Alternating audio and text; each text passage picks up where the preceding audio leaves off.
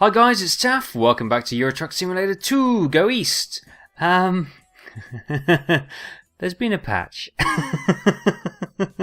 We've now been patched to 1.7, which has basically added some a new truck model for the FH Volvos. And as such, it's told me there's been a game update and you have been reset to a safe location. I.e., we're back in Cambridge. Oh, for the love of God. Okay, so we're back in Cambridge and we need to get another job. If you remember last time we went to Liverpool, but we're back in Cambridge this time. So there you go, 5 minutes. Offer expires in 5 minutes. Cambridge to Cambridge, €702. Let's take that for a quick one. See if we can get that one. Start this bad boy up. Whether or not, let's be quick. Okay, oh, back a bit more. Put our lights on. And away we go. Ooh, here we go. Whoa, whoa, whoa. Okay. Which is that? It's going straight on. That's going straight on, is it? Yeah. Oh, come on. You're going to kill our time to get to the load on time.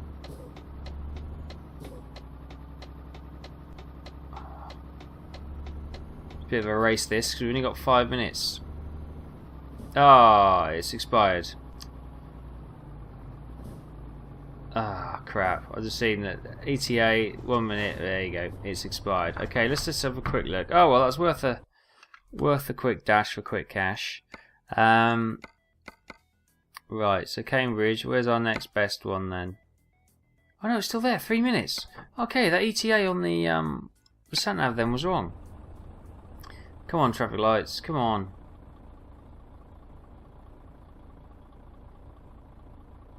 Come on. Come on, come on, come on. There you go, we're away. This red car's gonna just dawdle now, isn't it? Oh, come on! God damn them. They're determined not to let us get that. Oh, was that it? Was that it? Was that it? Was that it? That could be it. Back up, back up. There's nothing behind me, there's nothing behind me, there's nothing behind me, there's nothing behind me. Oh. Let's pull in here then, and let's see if that job's still there.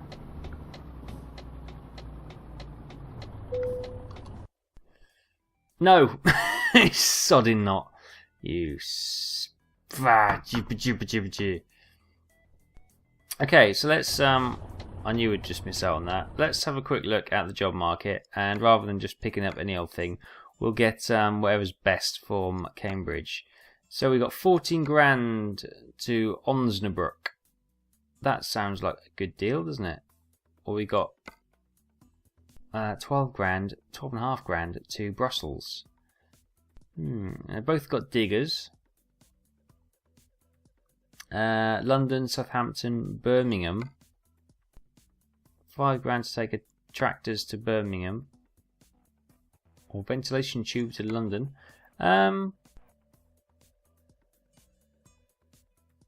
You see, I want to unlock the UK, don't I, to help our low drivers around. But that's only 5 grand. Let's go to Brussels. Let's go to Belgium.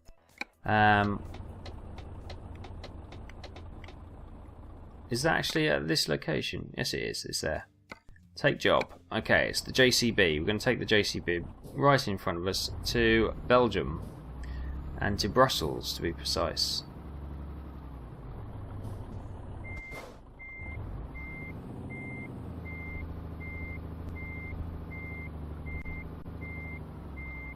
Okay, backing up, backing up, backing up. Press T. Okay, we're hitched up. Should have a quick look at the truck. Okay, so we've got just the one JCB on the back. Okay, that looks fine. So we've got 7 hours to get there. We've slept recently, so we should be okay. Come on, Mr. Range Rover.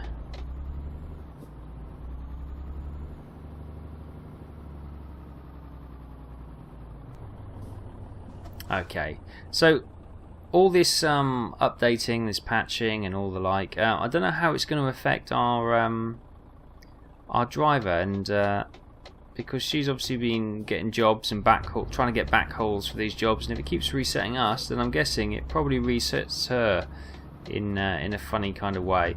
Unless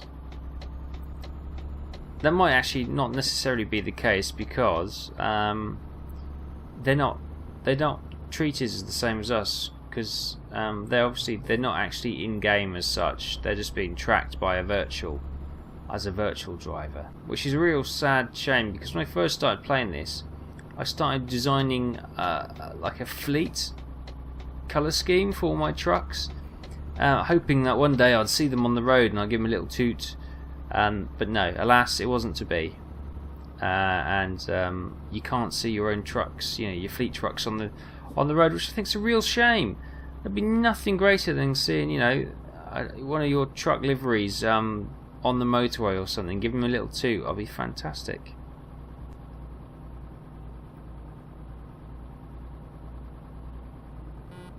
Speaking of toots, they've in the 1.6 patch they upgraded the horns to air horns. So if you have a listen, ours is pretty rubbish actually, but yeah, you can get some awesome air horns which sound superb. So what we'll do, we'll upgrade our truck with air horns, definitely, because it makes it sound so much cooler and so much more, such a meatier horn to it. It's absolutely fantastic. Not like an embarrassing, sounds like a clown's hooter, So yeah, that's a lovely addition to the game actually. Just a simple little thing like that. But they do like their sounds, because obviously the in 1.6 they also did the Iveco, where they added all the sound from recordings from an actual testing on an Iveco truck. So it's quite detailed, the level they'll go to, which is quite cool. Okay, we're just coming on to the M11 now. Oh, I know the M11 so well. I drive it all the time. If you live anywhere in East Anglia, then the A11, the M11 are pretty much two of your main routes always.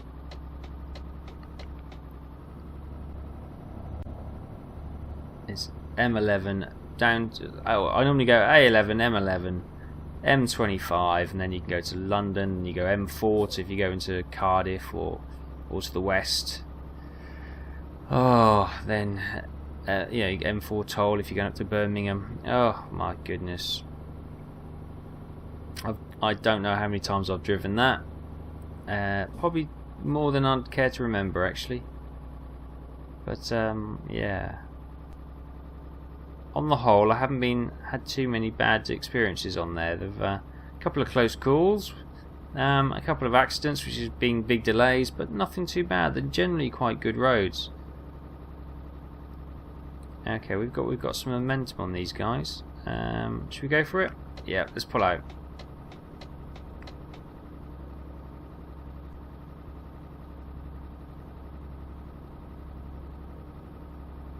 Just checking the old fuel. Fuel's full. We don't need to sleep for a while, so I think we'll get to Belgium and Brussels without any worries at all. Actually, whoa. Now I have been, I was going to say fortunate, but I have been, I don't know if that's the right word. Sorry, people of Brussels. I have been to Brussels twice. First time when I was only a wee lad. I must have been about, I don't know, 12 or something. My grandfather actually took me to watch the Grand Prix, the Belgian Grand Prix, and we were stopping over. The Grand Prix in Spa-Francorchamps, and but we stayed over in Brussels, in the city, and we obviously got bussed out there every day, which was so cool. And I had to wander around Brussels, although it's such a long time ago.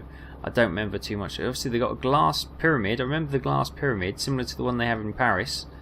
I don't know if that's still there or if that was for an exhibition. But that was pretty cool. They got lovely loads of buildings. I oddly remember. Don't ask me why. They used to have this giant Mercedes star badge, obviously for some sort of dealership in Brussels. It's rotating, and yeah, just past there was the red light district. Now, I know this because as a young man, or a young boy of about 12, going through the bus, we actually cut through the red light district, which was an eye-opening experience, and one I look forward to every time. Oh dear, impressionable youths, eh? But no, last time I was in Brussels was probably about 2 years ago. Yeah, I was doing that. I've mentioned it before. I was doing that charity rally across Europe, and we didn't mean to go into Belgium. We did mean to go into Belgium, but we weren't supposed to go into Brussels. That's my co-driver's poor navigation got us stuck in Brussels rush hour traffic, which was not very amusing, especially when I got stuck on a I thought I'd do a quick little U-turn to get us out of our situation, and ended up on a tram track. Yeah, we were a little bit nervous at that point, as you can imagine, not knowing exactly how the trams work, because we don't have that many trams in the UK. So yeah, needless to say, we got lucky and there wasn't a tram that came. Well, there was actually, but it was in the distance and we were watching it come closer and closer and closer. But as it was within 500 yards or so, I was able to get off there, so it wasn't too dramatic. But yeah, could have seen the headline now: 2 stupid Brits die in tram incident in Brussels at rush hour, bringing the city to a standstill. Oh man. So many bridges and underpasses there as well. Oh. But we survived. We managed to get out, and it wasn't too bad. Yeah, and 4.5 hours later, we were parking up in Cologne in Germany. So yeah, we it wasn't a bad run really, and it's nice enough. It's nice enough. Oh God, no! I didn't want to do that. I wanted to do that. Turn the lights off. Done that before. Yeah, there's nothing more scary than going to flash somebody to say thanks, or sort of to let them come on. You know, give them right away on if you've pulled in or something, and then you accidentally switch your lights off. Scares the bejesus out of them. I tell you that much.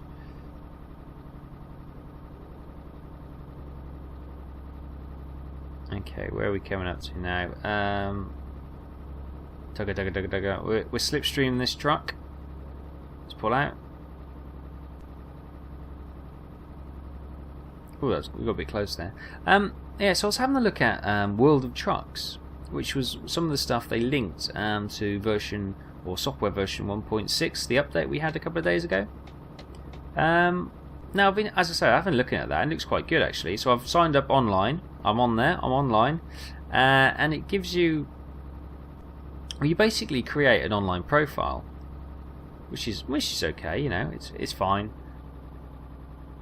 It allows you to also customize your driver avatar, so you can stick a picture of your own little bonce on there if you really want to. I haven't bothered because okay, let's pull right out to let these guys go. Look, that's considerate driving. There we go. Give them a couple of friendly beeps. Onto the A2. Oh, look at this! I love these service stations at night. Don't they look fantastic, all lit up? That's a total one there. Yeah, that looks awesome. I've lost my thread. What was I talking about?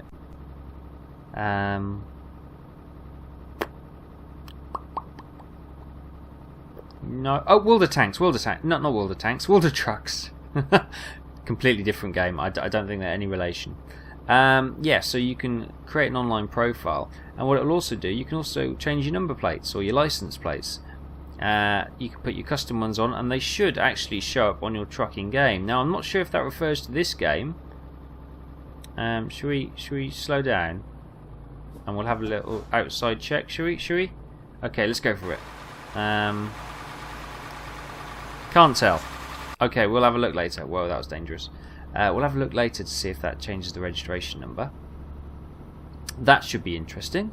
So you can have a little play with that. Just personalise everything a little bit more. And I also had a little look into some of the added bits and pieces from 1.6. Obviously, I'd look at Photo Studio, which is quite good.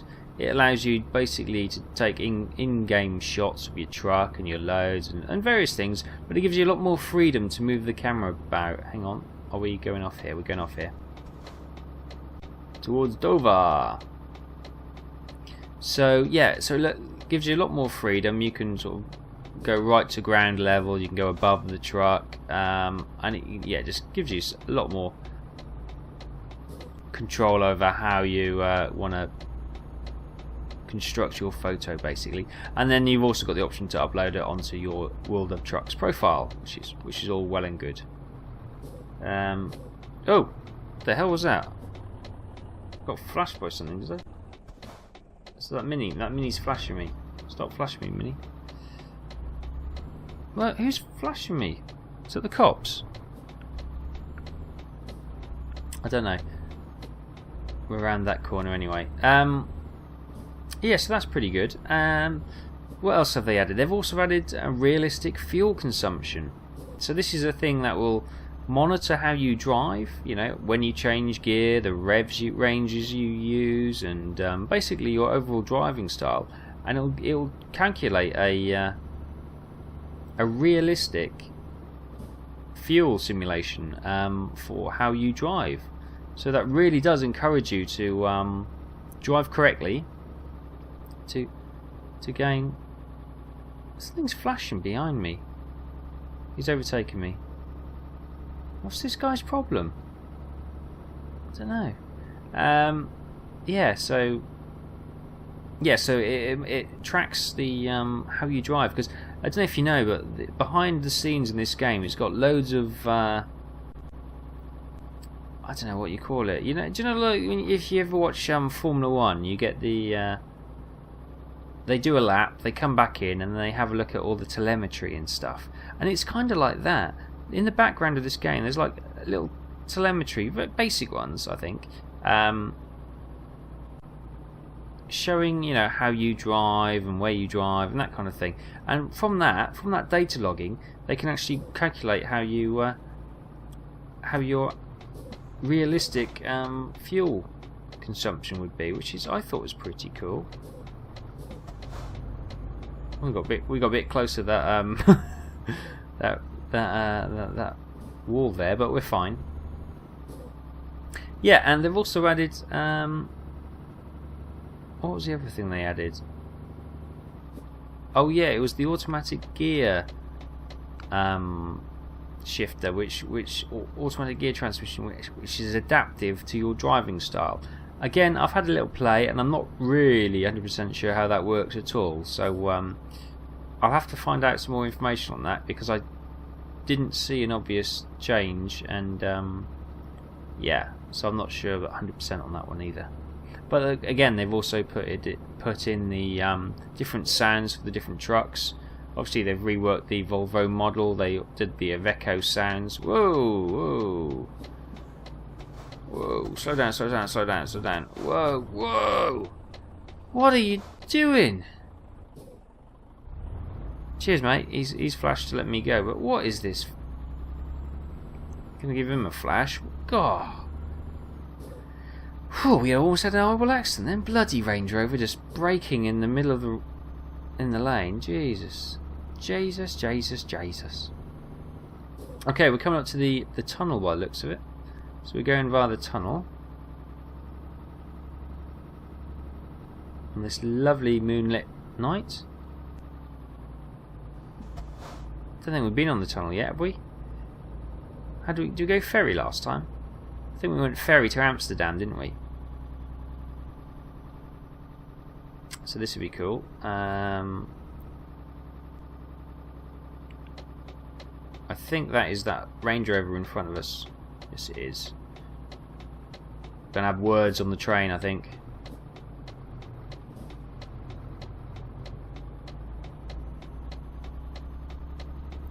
Right, we got to look for a open. No, that's no entry. What's this one? Is that open? No. X for trucks. Green for trucks. Okay, we'll go in the second one. After the Mini. Could you go any slower? Jeez.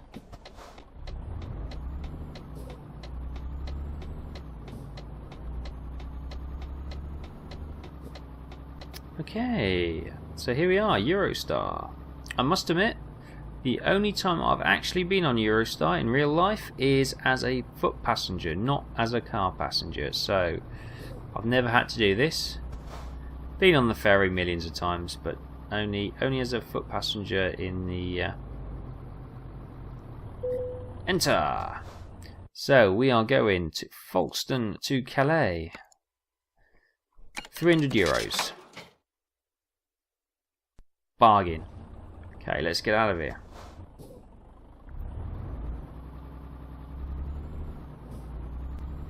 Yeah, so I think we stay in the vehicles, don't we? Because yeah, when I went, as I said, it was my girlfriend at the time. It was her birthday, so I took her for a nice weekend in Paris for her birthday. First class we went, and we were spoiled rotten, and I was very poor after that. But it was worth it at the time.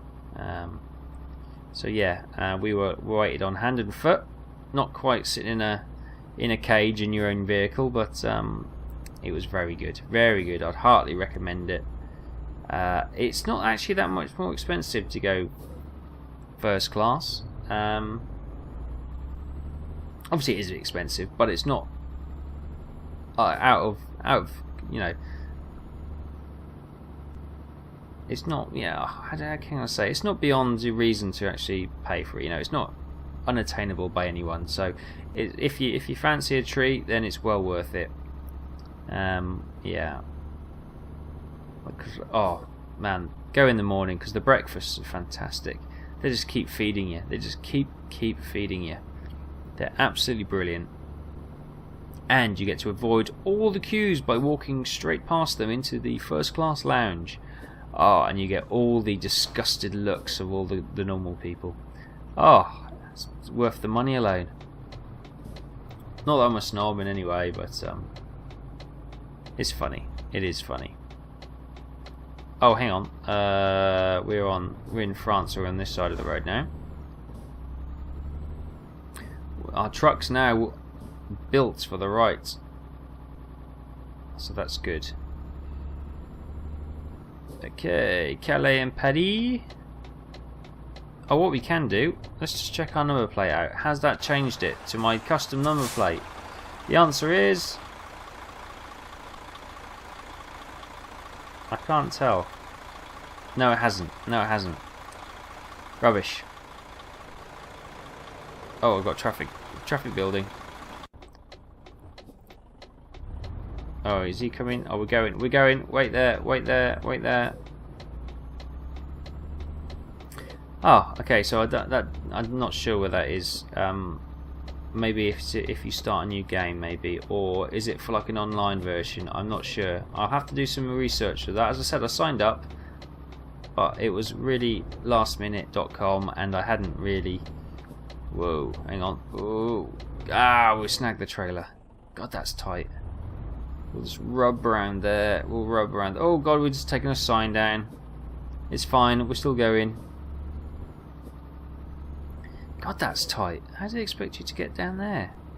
Wow.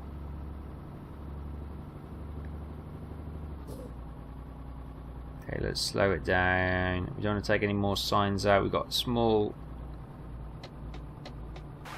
bleeding lane here. Okay, we're in. Oh. So yeah, things are going great. Personally, just got back from a weekend away, or 4 days away actually, doing an archaeological dig down in the southwest of England. I was actually working with the film crews. Actually, I was doing sound on Film Crew 1, which is great. It's always good fun, and obviously it don't get dirty, which is good fun. It's great, and it's very interesting, and there's very positive news coming out from what we were doing, because we were basically filming a pilot for a new series, TV series, and with some very positive news coming out from the camp about how that's going. So I heartily expect that to be signed up reasonably soon, within the next 6 months.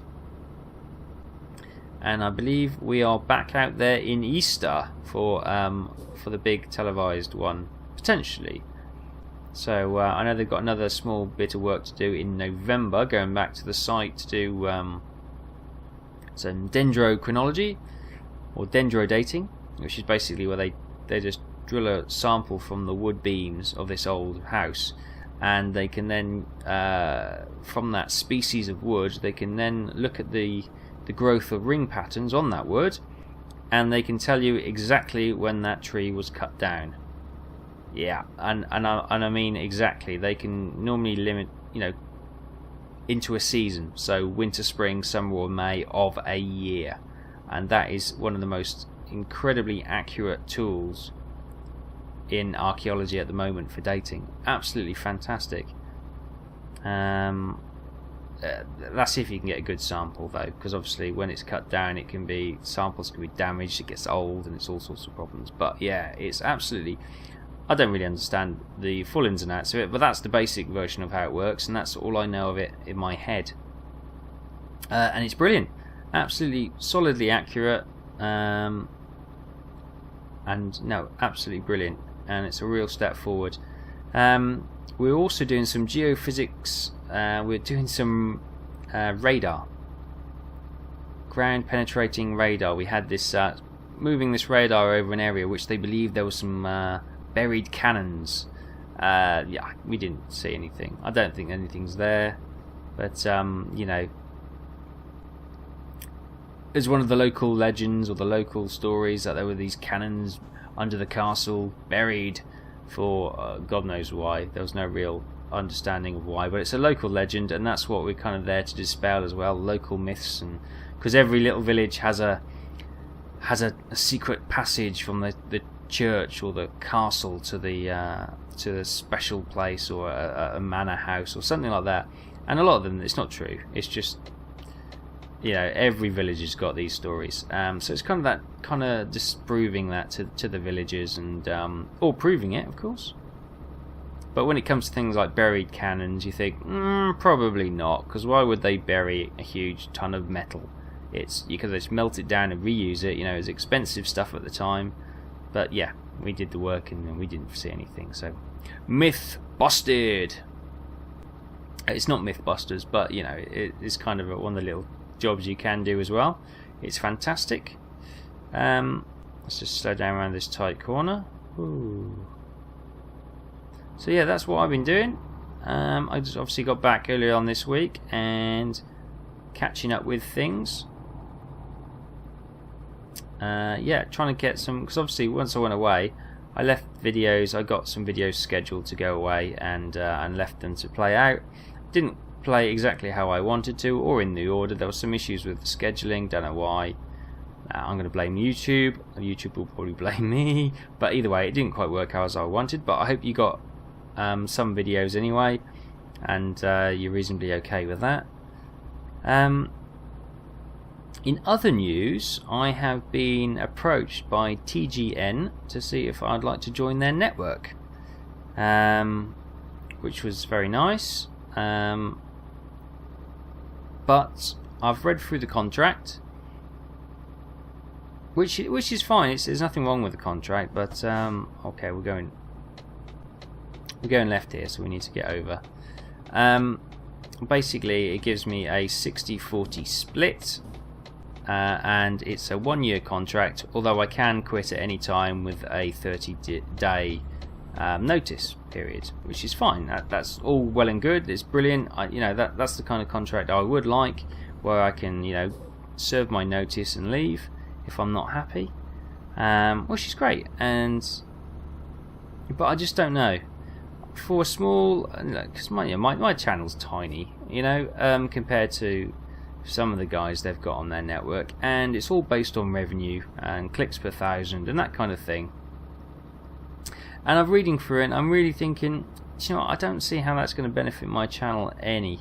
I know you can go on the forums, you have support forums, and then you can go to the TGN partners and work with them, which I would love to do one day, but for a channel of my size, with the revenue split and the... Not that I'm doing it for money, because I work full time, but with the revenue split and, you know, the amount of views and stuff I get, I really don't see how that would benefit me at this stage. If I had something like 1,000 subscribers, then yeah, I would sign up, because you know, my cut would be a lot higher. And obviously with that, the higher the number of supporters you have and your cut is, the more you get promoted by the TGN hubs. So yeah, it's kind of, as a smaller, tiny little channel, which mine is, I don't know if a network contract would be right for me at this stage. Okay, we're moving into Belgium there.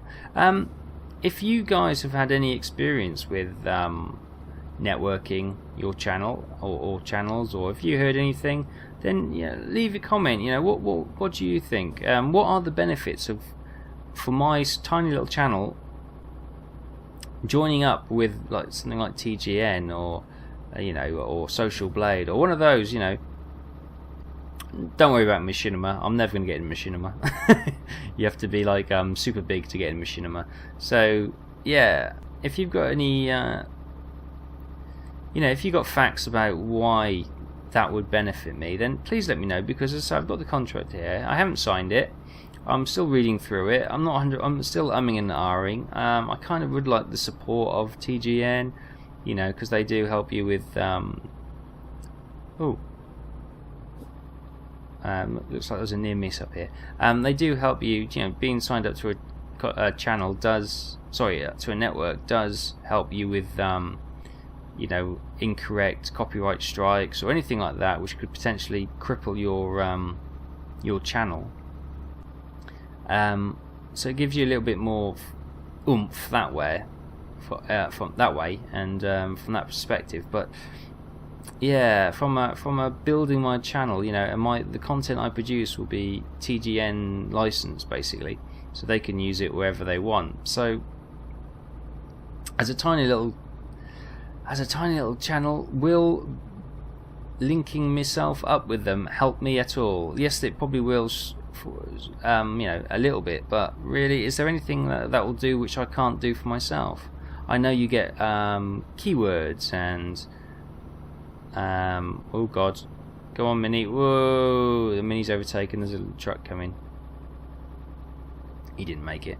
Yeah, is there anything which these networks offer which I can't do for free? Like, I can research keywords, I can join forums to promote myself, I can approach anyone on YouTube asking for a collaboration. I know if I'm a TGN partner and they're a TGN partner, the likelihood is greater that they'll say yes. But yeah, I don't know, with my tiny little viewing figures and tiny little subscribers, although I love you all, I'm not sure it's really much of a benefit to me at this stage. But leave your comments, let me know what you think. And if you know what the benefits are and how to really use them, then let me know, because yeah, I'm not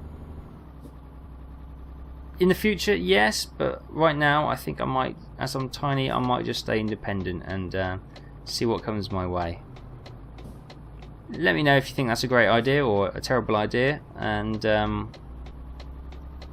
yeah, I'll take your views in and see if that changes my mind any. Yeah, I just don't know what to do. I know everyone wants to get partnered, but I don't know if jumping for a partnership right now is a great idea. I really don't. I think I'm doing okay. I'm reasonably pleased. Well, I'm really pleased about how how the channel's progressed in a couple of months, and B, what a great lot of subscribers and viewers I have. They're so supportive, so knowledgeable as well, actually. it's showing me up a little bit, to be honest. Damn you. But no, it's brilliant. I absolutely love you all. You know, if it wasn't for you guys, then I wouldn't be bothering making these videos, because no one would be watching them. So okay, let's stop blowing smoke up our own bottoms and try and park this trailer badly. You see, but no, but big heartfelt thanks to all of you who watch and like and comment and everything like that. That's awful, but that is as good as I was going to get. So let's switch the lights off, engine off, parking brake on, enter. Job complete, excellente. Digger 500 delivered from Cambridge to Brussels. Distance driven 270 miles. Time taken 7 hours 43 minutes. Fuel consumed 215.0 litres. Always seem to be around that mark, don't we? Base reward 10,307 euros and 436 XP. Proficiency bonus of 927 euros. Long distance delivery bonus 940 euros and 109 XP, and high value cargo bonus of 470 euros 78 XP. Did we level up to an enthusiast level 7? I think we might have. Boom, we did. Okay, so what do we fancy? Eco driving. Now that we're paying for our own fuel, save up to 10%. Driving with the or just save 10% either way. Or we could go for our class 2, which is gases. I might do class 2. So what's long distance? Up to 528 miles. Cool, blimey, I don't know if my voice would last that long at the moment. I've got to warm up to that. So high value cargo, rank 2 is 10% high reward. Fragile cargo is 15% high reward. Ooh, oh, but I want to get my classes, I think. Just-in-time deliveries. I'm not worried about just-in-time deliveries at the moment. I think we go for gas. Let's get our license. Let's get our license to do gases. Boom, fantastic. Right. Let's just check on the garage and see how that's going. Let's check on Georgia first. Where is she? She's coming from Sheffield to Cambridge, and she's got a pressure tank. Okay, so I don't think we've been to Sheffield, and she's managed to get a backhaul, which is awesome. Well done, you, Georgia. You are awesome. And that's why I hired her. I knew I could rely on her. Check out the garage. 10% productivity. No, hang on. Last week's productivity is 59%. This week's is 10. That's probably because we've been reset, so we've had to start again. So I'm not worried about that. We need a good run to get that an accurate figure on that one, so that's going fine. We've got 111,000 in the bank. So what we'll do at the end of next episode, we'll get another truck and we'll get another driver. We'll do that next time out, because I want a little bit. As I said, I want a buffer to be able to repair all the trucks should they get damaged. So yeah, that will give us a nice little buffer there. So yes. So there we are. We have successfully delivered I was going to say a tractor, but a JCB digger from Cambridge to Brussels in Belgium. And if we don't have a patch, we will start next time from Belgium. Fingers crossed. We'll probably be back in Cambridge with some tweak or hot fix or something. But no, we will do our best. And we will start there. So thanks for watching, and I'll see you next time.